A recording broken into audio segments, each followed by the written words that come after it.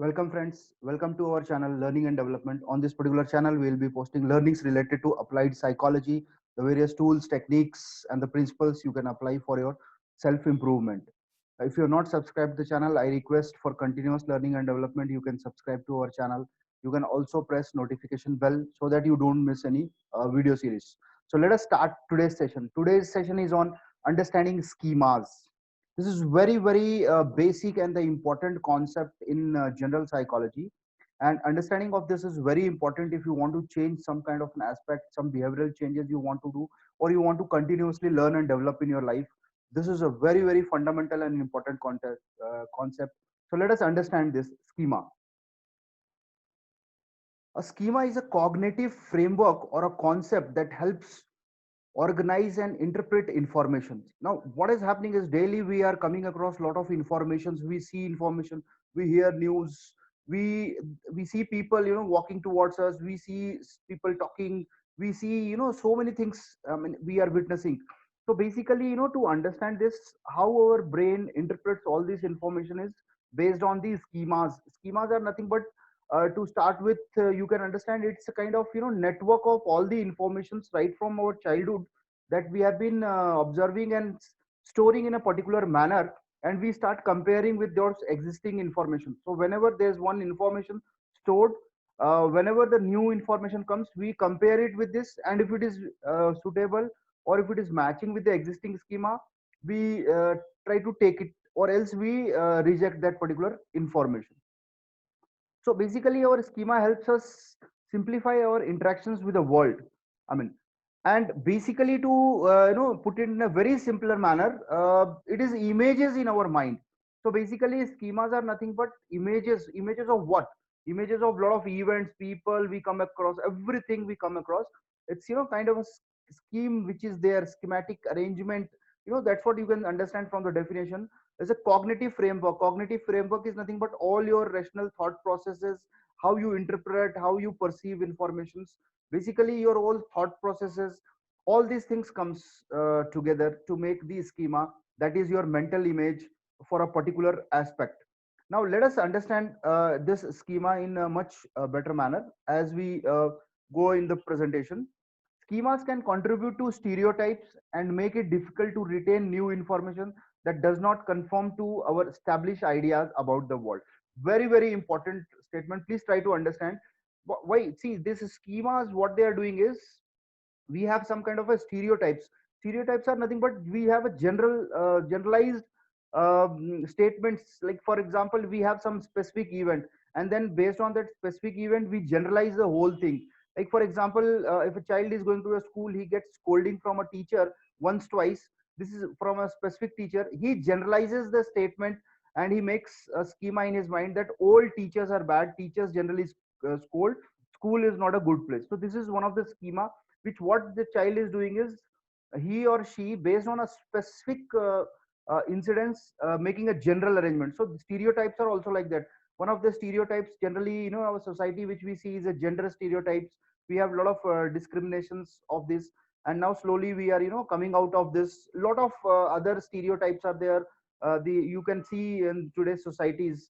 No, these stereotypes are basically because of our schemas, the images, the mental images we hold for particular people, society, and all those things. So basically, it makes us, suppose a new information comes. Let us say, for example, we have a particular schema that this particular person, not capable of doing certain things. But if the same person are able to achieve certain things, it becomes very difficult for us to actually correlate how he would have done and all those things. This is a very simple concept I'm trying to make you understand. So basically what happens is, let us see some of the types of schemas to understand this concept better. So as we go in the presentations, we'll have a clarity of these particular concept and why it is required, that also we'll understand. So now let us see what are the types of schemas. One is the person schema. Person schema are focused on the specific individuals. So when I say doctor, so what is the image of a doctor comes in your mind? I mean, different people have a different, like if I say teacher, if I say professor, so we have a specific individual. So moment we say that, when we imagine that person, the physical features, the behavioral aspects, his personality, so many things comes. So that is nothing but our schema. So your schema for different persons can include information about the appearance, behavior, personality, and so on. So I think this is quite clear. When the kids are very small, generally we say, there's this person is going to come. So what happens when the moment we introduce the name of that person, or we say so and so person is coming, they react. These kids react. Either they are afraid or they feel excited. The reason is that based on that person information, this word, they have made a schema. So the moment they hear this word, what they do is they're going to compare it with their existing schema in their mind, and they start interacting with the world. Interacting with the world means what? Receiving the informations, how we have to react, how we have to behave in that particular situation. So this is person schema. One more important schema is generally, that is developed, a social schema that includes general awareness about how people behave in certain social situations. Basically, like, individually how they're behaving, when they go into the group how they behave, in the family what is their behavior. So generally we have that schema. So what I'm trying to say is, these are the schemas which we hold for the other situations. For example, in a family, those particular people will be behaving like this, or in particular family we have to behave like this. In a society, these are the people, they live like this, they behave like this. These are all the schemas we carry in our images. Now there are other types of schemas, if you can understand. These are something called event related. So for a particular event we have a particular scheme in our mind. There we compare it at so and so event we have to behave in this manner, in this particular event we have to behave in this manner. So these are all, the mental images that we carry, and we keep on comparing with the situations, and then based on that our all behavior, all our decisions are there. So we can have object schema. This is a very simple concept. Like in a childhood, how the child develops for a particular object, this is what it is used for, this and so things. So each object, slowly they understand the use. Generally they will be using it for some other purpose.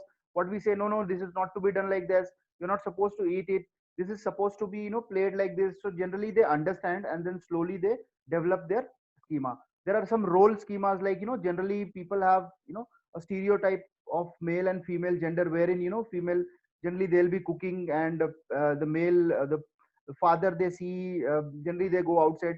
So this is a role schema which we carry as we grow up. We see in and out in the books we read, and we come across. So basically what is happening, all the information which we are grasping throughout our life is making our schema. So we know that this role is supposed to play. Suppose we hear that there's some soldier is going to come, there is some doctor is going to come, there's somebody who's a tailor, there's some the teacher. So for different professions we have a roles attached to that, and accordingly we see that, oh, this is this person means this will be like this, they will have these kind of features and all. So entire thing, I mean, this basically, these schemas actually make us make our life simpler. But at certain times, if the schemas are not good, it is not with the social norms, or if it conflicts with our own personal goals and personal core values, then it becomes difficult for us. And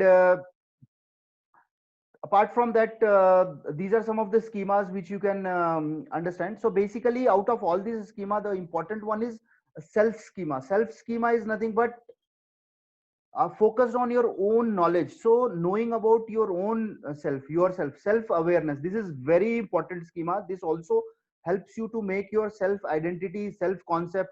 I'll be making a video on self concept, that is very very basic concept of applied psychology, where people need to understand actually. And self esteem also, because during our teenage we develop all these qualities, and then we play with these qualities, we exhibit those qualities as we grow up in the society. So that is a very important aspect. I'll be discussing on that self concept in near future. So basically this self schema, they include about your current self as well as your future self. So when we say about self schema, we, we have some kind of a conflict within us. There's something called mental conflict. We think that we are like this, but actually we behave in a different manner. So there is something called uh, the perceived self, that what we think we are, and there's something called actual self, how people see us and they say. And there's also called something called a future self, we aim to, we wish to be like that. So there's a lot of things happening within us that you have to understand. And self image is the important concept which defines your self schema. Like, what you consider, what is your definition as per you. This is very very important concept. So hope this particular concept of schema is clear. Now why schema? This is very very important concept. Why we need to know this and why we need to understand, because it is very important. Now let us see why it is to be considered. Now, we learn information more rapidly, readily when it fits in with our existing schemas.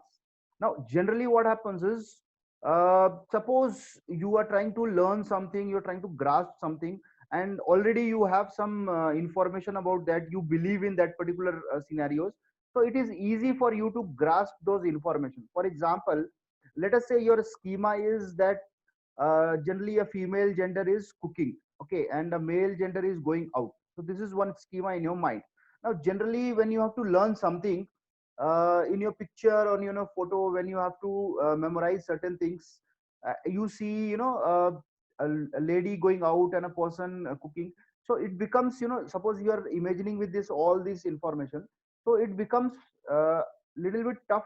It needs efforts for your brain to actually learn that and fit in your schema, because it is hard for you to recognize it. For a short term memory you will be able to retain it, but for a longer term durations, your schema is that the female gender is there, who is cooking in the kitchen. So the information, the photo, the scene which you have seen there, it will be very hard for us to accommodate. Similarly, the stereotypes like lady genders, girls flying the flights, they are joining our defense services. These are all now stereotypes are getting broken because of our own thought process, and the whole thing is that we are changing our schemas. So this is very very important and good for the society to move ahead and have a good superior society wherein people live happily and they share their stereotypes, and people have their equal rights and equal abilities to exhibit themselves, okay. But however, some of our schemas may also be stereotypes that can cause us to misinterpret or incorrectly recall the information. This is what I was trying to figure out this. So this is why you this schema is very very important. Now the question arises is, can this schema be changed or modified? So the answer is yes. It is easier to change during childhood, but can become increasingly rigid and difficult to modify as people grow older. The reason is that when the child is very curious, the curiosity is a nature of the child, and they are willing to learn, they are willing to explore a lot of things, and that's the reason what happens. Suppose the child is there, he or she is trying to learn, identify the object or the animal or the person. Slowly they identify more information and they try to fit in their schemas. But what happens is, as we grow older, we are, we have a fixed mindset of thing called we are very rigid on that, and we have a lot of things, and we try to compare it, and we are very rigid to take a new information. And at times, so schemas will often persist even when people are presented with evidence that contradicts their beliefs. This is very important. To that extent they are set with those schemas. They are so strongly built up in their mental network. I'll be also talking about neuroplasticity. There's something called wiring in the brain, so neurons and all, that also affects. That is how the biological aspect of this particular concept you can understand. There you will be able to understand the biological aspect, how the neurons and how the mental frameworks are getting built up. So basically what happens is, it can persist even when the people are presented with the evidences that contradicts their beliefs, but still they are not going to change. Even if you explain them, you show them, but still they are not able to change their beliefs. So because they are not willing to change, they have decided not to change, and for xyz reason they don't want to come out of their comfort zone. So these are some of the reasons why people resist to change their schema, because it is very comfortable for them to hold that particular image and compare everything with and being satisfied with them. Because if they are going to change the schema, what is going to happen? They are going to put some efforts, so they are not ready to put efforts. I mean, they're not willing to put efforts because they feel that putting efforts will take them a lot of trouble, okay. So they don't want to basically come out of their comfort zone. That is the whole scenario. Now schemas are modified as we gain more informations, okay. See, the method of modifying and change process is assimilation, and the second one is accommodations. So if you have decided that yes, there is some particular aspect of my schema which is not allowing me to remove that stereotype, or always I have some kind of a prejudgment about a person or an event. Oh, this event is going to be like this only. Oh, this person is like this only. So we have a lot of assumptions based on our schemas, and that sometimes it is good for us, sometimes it becomes really troublesome for us. We are not able to adapt new culture, we are not able to fit in into new atmosphere, we are not able to fit in into new college, new school, new job. I mean, anything new in an environment, a new relationship also have a lot of trouble. So this is why this schema is very important to understand yourself. So basically everything is your inward journey, you need to understand yourself better. Now talking about these two processes, assimilation and accommodation, this is what happens. So assimilation is basically we take in new information or experiences and incorporate them into our existing ideas. So already we have some ideas particular on particular event or a particular person. In addition to that, extra feature we keep on adding, and this is how we build our schema. So that is a modification process. The second one is accommodation. The accommodation, what happens is this involves altering one's existing schema or idea as a result of new information or new experience. This is very, very important. And actually, this is very hard to do it. This happens generally when we are in our childhood, but as we grow up, this becomes tough, but it is possible. So how it is done is basically, suppose you have a good image of some person, but you constantly see that person doing bad things, doing wrong things, then what happens? After a certain time, you delete that particular image of the person and you replace it with a new information and new experiences. So yes, it takes time, but yes, it can be done. So similarly, if you have some kind of a wrong image of a person in your mind, please try to figure it out and please try to work it out, understand, have new experiences, understand more about it, get new informations. Even if you have lot of perceptions about yourself, try to get more information and change your own views, change your own self schema. So the whole concept is, if you can change, you can apply these two things on changing your self schema about yourself, what you think about yourself. I mean, most of the problems will be easily, you'll be able to handle your situations, outside situations, more easily. Now the question arises, so what to do? So what we have to do is understand yourself in a better manner, focus on the inner world, don't get bothered about the outside situations. Your reaction is very important, your response to the situation is very important, not the situations. So how you behave in that particular situation becomes very important. So focus on your inner world, self awareness is the key. Identify one area of improvement in your personality and take actions. So you will see that this aspect of my behavior I want to change. Now identify that very specific aspect. Say for example, let us say you feel shy on public speaking. Now this has a very deep rooted core values, schemas, self concept. Lot of these things have to be done with that. Superficially it looks that I feel nervous, I'm not able to speak in a public or in a group discussions, but these all things are rooted very deep. So what you can do is you can identify the concept. Now your self schema is that if I go there I am nervous, I'll not be able to speak, or various thought process comes. Now what you have to do is you have to identify that area. Yes, I want to develop that public speaking skill. Okay, now what you have to do, you have to take actions. So how you want to take actions? You will look for an opportunity. So wherever you get an opportunity, in the classroom, in the college, in the office, try to speak slowly, and then you start increasing speaking in the group. So when you start taking actions, what will happen is slowly you will have new informations and new experiences your mind will experience. And slowly what happens is, as you continuously go on doing this, what happens, your schema, your thought process slowly gets changed, and then you are a converted person, a totally different person. And you have a different belief system that yes, it is possible, I can do it. But if you are not changing your schema, you're not changing your belief system, it will be very tough. And as I told you, to change the schema. These are the only two methods as of now you can work on that. So either with the existing idea, build on other things, or totally replace an idea with a totally new idea. These are the two things you can do with your schema. So hope this particular concept is clear. Thank you so much for your comments and suggestions. I'll be also making videos as instructed by you. I will also request those uh, people who are also looking forward for continuous learning and development. Please share your comments and suggestions on this video, and also you can ask questions. I'll be happy to reply to your questions. If you're not subscribed the channel, you can subscribe for continuous learning and development. You can press notification bell also, and I will also look forward for your comments wherein you can actually ask certain specific questions, or you can suggest me the area of topic interest of topics where I can make more videos. Thank you so much. Thank you, friends.